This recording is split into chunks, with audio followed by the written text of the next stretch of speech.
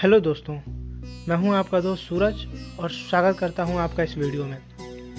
दोस्तों, इस वीडियो के माध्यम से आज हम भारत के सबसे प्राचीन और सबसे प्रभावशाली उन महायज्ञों के बारे में बात करने वाले हैं जिनके प्रभाव से हर एक व्यक्ति प्रभावित होता है और जिन यज्ञों को करने के बाद व्यक्ति के जीवन में नई शुरुआत होती है और व्यक्ति नए तरीके से जीवन को आरंभ करता है।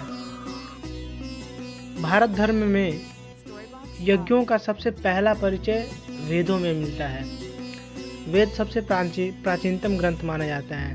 ये लगभग 4000 साल पहले ही वेद लिख दिए गए थे। वेदों में ही यज्ञ के बारे में बात की जाती है। वेदों में पूजा के बारे में बात नहीं की जाती। पूजा और यज्ञ दो अलग अलग चीज़ें हैं।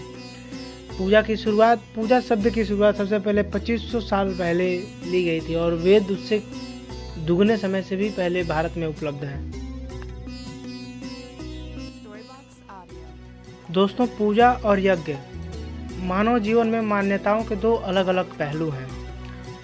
यज्ञों और पूजा में सबसे पहला अंतर होता है कि यज्ञ में कोई मूर्ति नहीं होती है। अग्नि के माध्यम से देवताओं का आह्वान किया जाता है। यज्ञ करके उनको बुलाया जाता है। इसे निगम परंपरा कहते हैं। यज्ञ करने की इस परंपरा को निगम परंपरा कहते हैं और मूर्ति पूजा करने की परंपरा को अगम परंपरा कहते हैं। इस दोनों धर्म की शुरुआत सबसे पहले भारत में ही हुई। ये दोनों परंपराएं भारत में जन्मी पली बढ़ी हैं और हमारे देश के इस बदलते वक्त के साथ भारत में यज्ञ की परंपरा धीरे धीरे बंद हो गई है और पूजा की परंपरा बढ़ गई है। अब तो हम यज्ञ भी नहीं करते। सिर्फ यज्ञ का एक छोटा रूप जिसे हवन कहा जाता है उसी को लोग आज करने लगे हैं। ये यज्ञ का छोटा रूप कहा जाता है जिसको हवन कहते हैं। हमारे भारत धर्म में वैसे तो अनेक प्रकार के यज्ञ कराए जाते हैं, पर उनमें से सबसे प्रभावशाली और परिवर्तन लाने वाले 3 महायज्ञ माने गए हैं जिनके बारे में आज हम चर्चा करेंगे। ये 3 महायज्ञ विशेष प्रभावकारी और विशेष फल देने वाले होते हैं जो जीवन को जन्म से लेकर मरण तक हर कष्ट से मुक्ति दिलाते हैं। तो बने रहिए वीडियो के लास्ट तक और चलिए वीडियो को शुरू करते हैं।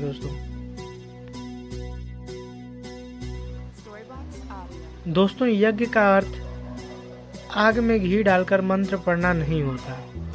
यज्ञ का अर्थ है शुभ कर्म और श्रेष्ठ कर्म तथा सकारात्मक भाव से ईश्वर की प्रकृति के तत्वों से आह्वान करना, जिससे जीवन की सभी इच्छाएं पूर्ति होती हैं। और यज्ञ का सकारात्मक धर्म है मांगो, विश्वास करो और पालो। यही यज्ञ का एक ध्येय वाक्य है। दोस्तों, उन यज्ञों में सबसे पहला यज्ञ ब्रह्म यज्ञ, जिसे विष्णु महायज्ञ भी बोला जाता है। जड़ और प्राणी जगत से भी बढ़कर है मनुष्य जाति और मनुष्य जाति से बढ़कर है पितर जाति अर्थात माता पिता और आचार्य, और इनसे भी बढ़कर होता है जगत के पालनकर्ता ईश्वर और उनके ऋषिगण अर्थात ब्रह्म, जिनकी उपासना ही हम ब्रह्म यज्ञ के द्वारा करते हैं। दोस्तों, संध्या वंदन या सायंकाल के समय यह यज्ञ संपन्न किया जाता है। ब्रह्म यज्ञ घर में कराने से घर के सारे क्लेश विपदाएं मूल सहित नष्ट हो जाते हैं। इस यज्ञ से ब्रह्मचर्य जीवन पुष्ट होता है। जीवन का सबसे बड़ा ऋण ब्रह्म ऋण का निराकरण इस यज्ञ से होता है। ब्रह्म ऋण से मुक्ति मिलती है इस यज्ञ को घर में करने से। दोस्तों, अगला है देव यज्ञ। देवताओं को समर्पित यह यज्ञ सत्संग तथा अग्निहोत्र के कर्म से संपन्न होता है। इसके लिए वेदी में अग्नि जलाकर होम किया जाता है। यह भी संधि काल में और महान गायत्री मंत्र के छंदों के साथ किया जाता है। इस यज्ञ का समापन महान गायत्री मंत्र के उच्चारण करते करते ही किया जाता है।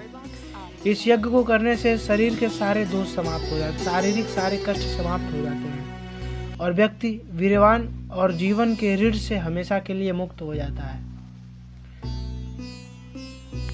दोस्तों, वीडियो कैसा लगा कमेंट के माध्यम से बताइए। वीडियो पसंद आया तो वीडियो को लाइक कर दीजिए। नमस्कार दोस्तों, मिलते हैं अगले वीडियो में।